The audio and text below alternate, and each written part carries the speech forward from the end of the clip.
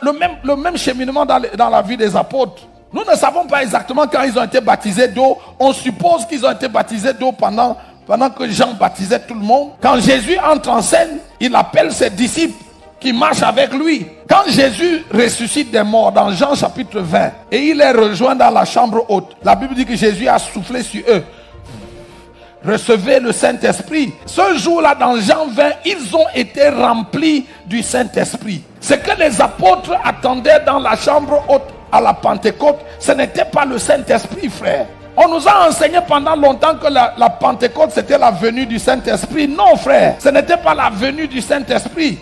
La promesse de la Pentecôte se trouve dans Actes chapitre 1, le verset 8. Dans Actes 1, le verset 8, Jésus a dit, vous recevrez une puissance. Donc la chose que les apôtres attendaient le jour de Pentecôte, c'était la puissance. Ce n'était pas simplement le Saint-Esprit. C'était le revêtement de puissance. C'était le troisième baptême qu'ils attendaient à la chambre haute. Et pour le recevoir, il leur fallait faire 10 jours de jeûne et de prière enfermés dans la chambre haute. Ils avaient déjà reçu le Saint-Esprit dans Jean chapitre 20.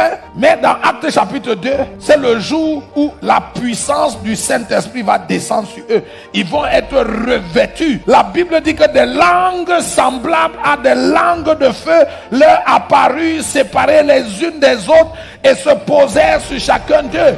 Ils furent remplis du Saint-Esprit et se mirent à parler en d'autres langues selon que leur donnait de s'exprimer le Saint-Esprit. Donc le jour de Pentecôte, le baptême de la Pentecôte, c'est le baptême de feu. Le jour de la Pentecôte, ils ont reçu le revêtement. Comment je le sais? Quand Actes chapitre 3, Pierre et Jean vont au temple à l'heure de la prière et ils rencontrent le paralytique. Et le paralytique leur demande un peu d'argent. Pierre lui dit, je n'ai ni argent ni or. En réalité, le texte là n'est pas bien traduit. Pierre n'était pas en train de dire au paralytique que nous sommes foirés, nous n'avons pas d'argent. Non. Pierre était en train de lui dire, tu crois que tu as besoin d'argent, mais en réalité, ton vrai besoin, ce n'est pas l'argent ou l'or. Parce que si on te donne une pièce d'argent, on ne t'aura pas vraiment aidé.